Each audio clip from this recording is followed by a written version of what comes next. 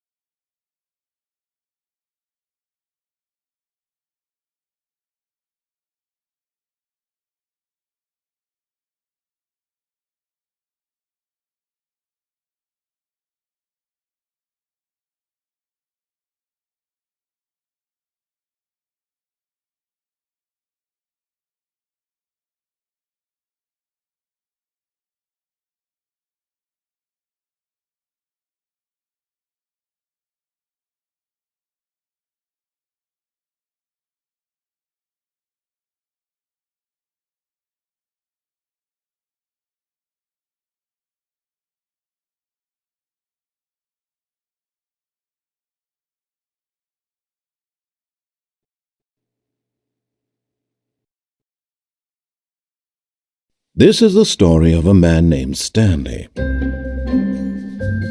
Stanley worked for a company in a big building where he was employee number 427. Employee number 427's job was simple. He sat at his desk in room 427 and he pushed buttons on a keyboard. Orders came to him through a monitor on his desk, telling him what buttons to push, how long to push, and in what order. This is what this employee 427 did every day of every month of every year. And although others might have considered it soul-rending, Stanley relished every moment that the orders came in, as though he had been made exactly for this job. And Stanley was happy. And then one day, something very peculiar happened. Something that would ever change Stanley. Something he would never quite forget. He had been at his desk for nearly an hour when he realized that not one single order had arrived on the monitor for him to follow. No one had showed up to give him instruction, call a meeting, or even say hi. Never in all his years at the company had this happened. This complete isolation. Something was very clearly wrong. Shocked, frozen solid, Stanley found himself unable to move for the longest time. But as he came to his wits and regained his senses, he got up from his desk and stepped out of his office. But Stanley simply couldn't handle the pressure. What if he had to make a decision? What if a crucial outcome fell under his responsibility? He had never been trained for that. No. This couldn't go any way except badly. The thing to do now, Stanley thought to himself, is to wait. Nothing will hurt me. Nothing will break me. In here I can be happy forever. I will be happy. Stanley waited. Hours passed, then days. Had years gone by? He no longer had the ability to tell. But the one thing he knew for sure, beyond any doubt, was that if he waited long enough, the answers would come. Eventually, someday, they would arrive. Soon, very soon now, this will end. He will be spoken to. He will be told what to do. Now it's just a little bit closer. Now it's even closer. Here it comes.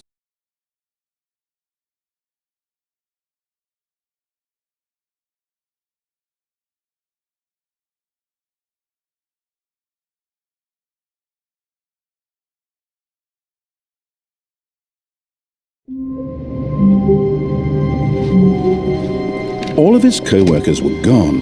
What could it mean? Stanley decided to go to the meeting room. Perhaps he had simply missed a memo. No matter how hard Stanley looked, he couldn't find a trace of his co-workers.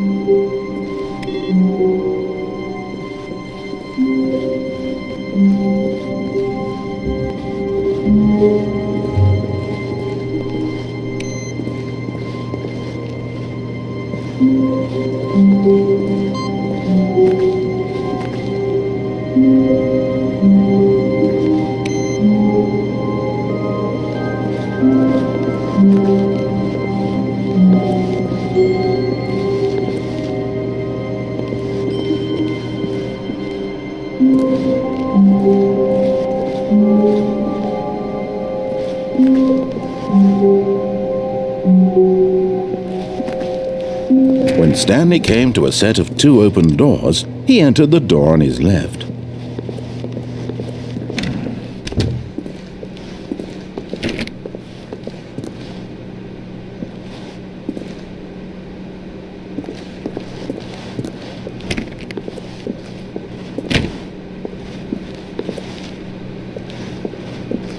Yet there was not a single person here either.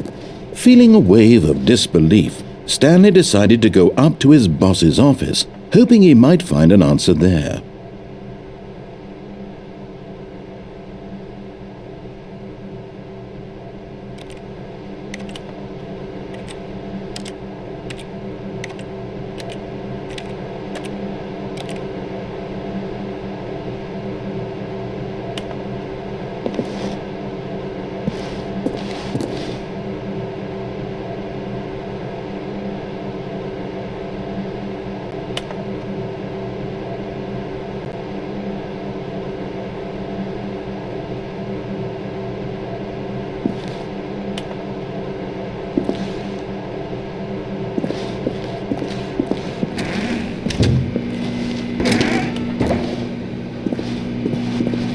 Stanley stepped into the broom closet, but there was nothing here, so he turned around and got back on track.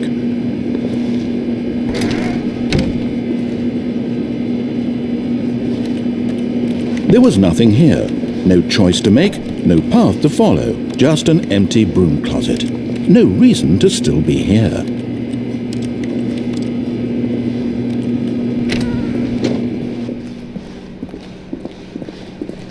Coming to a staircase, Stanley walked upstairs to his boss's office.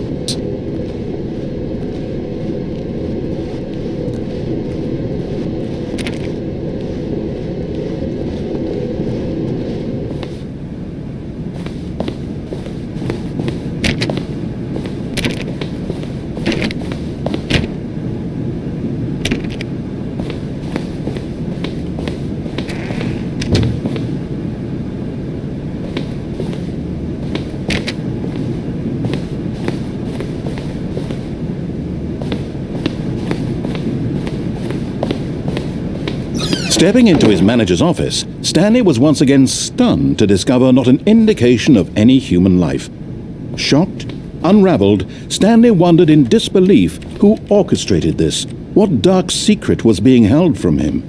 What he could not have known was that the keypad behind the boss's desk guarded the terrible truth that his boss had been keeping from him, and so the boss had assigned it an extra secret PIN number, 2845. But of course, Stanley couldn't possibly have known this.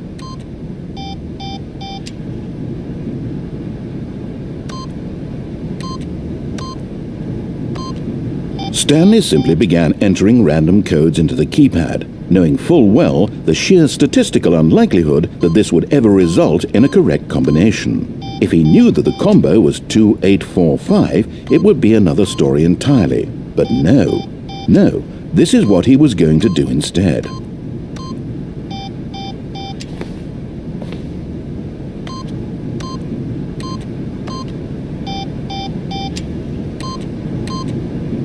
Stanley just sat around twiddling his thumbs. Trying to input anything on the device was useless, since he could never possibly know that the combination was 2845.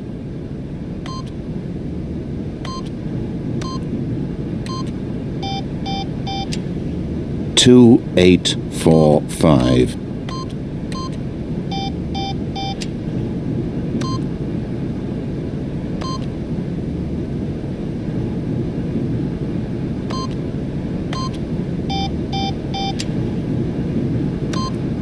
Forgot, but it turns out that the panel's emergency override kicked in, and the door just opened all by itself, and Stanley got the hell along with the story.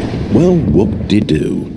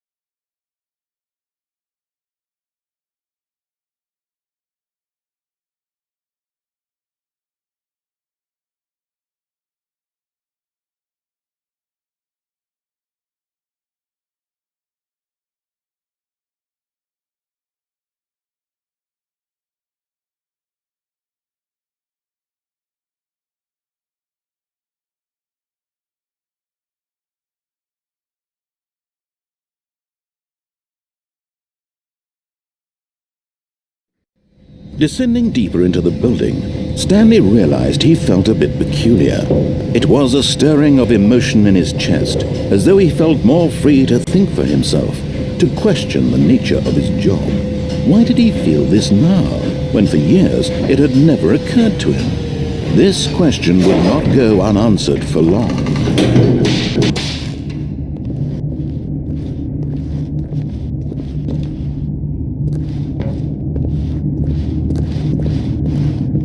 Stanley walked straight ahead through the large door that read Mind Control Facility.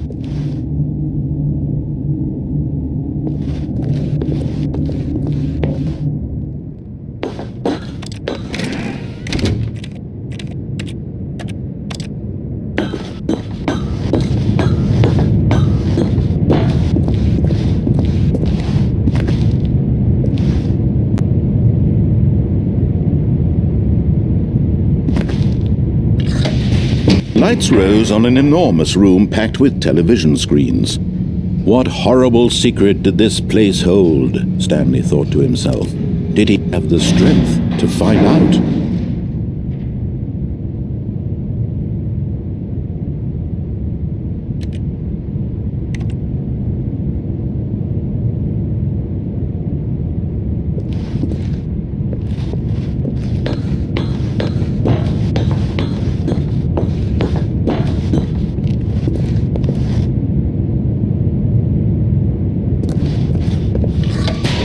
Now the monitors jumped to life, their true nature revealed. Each bore the number of an employee in the building, Stanley's co-workers. The lives of so many individuals reduced to images on a screen, and Stanley, one of them, eternally monitored in this place where freedom meant nothing.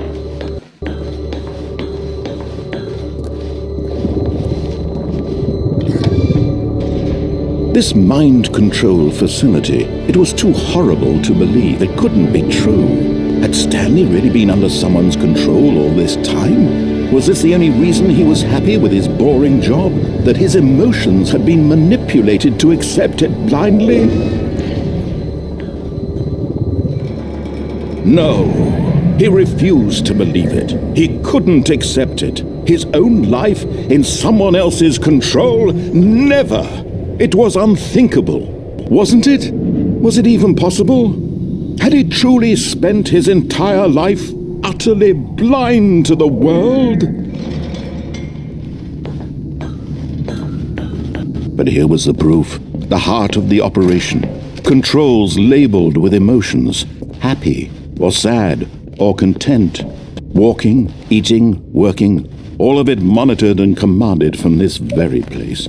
And as the cold reality of his past began to sink in, Stanley decided that this machinery would never again exert its terrible power over another human life. For he would dismantle the controls once and for all.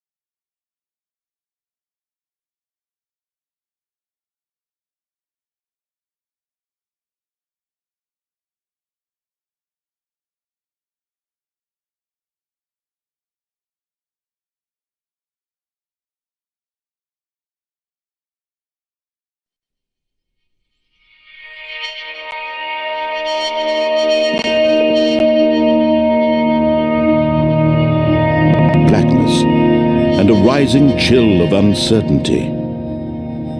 Was it over?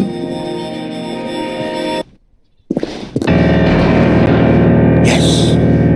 He had won! He had defeated the machine, unshackled himself from someone else's command. Freedom was mere moments away. And yet, even as the immense door slowly opened, Stanley reflected on how many puzzles still lay unsolved. Where had his co-workers gone? How had he been freed from the machine's grasp?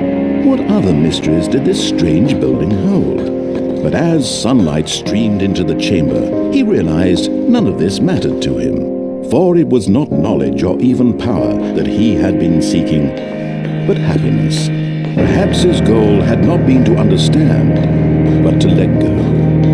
No longer would anyone tell him where to go, what to do, or how to feel. Whatever life he lives, it will be his. And that was all he needed to know. It was perhaps the only thing worth knowing. Stanley stepped through the open door.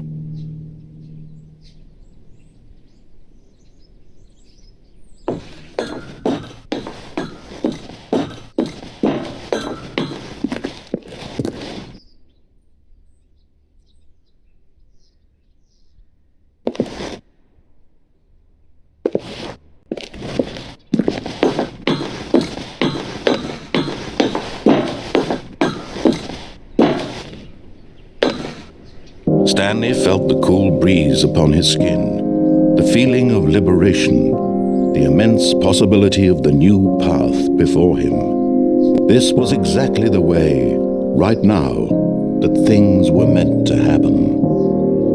And Stanley was happy.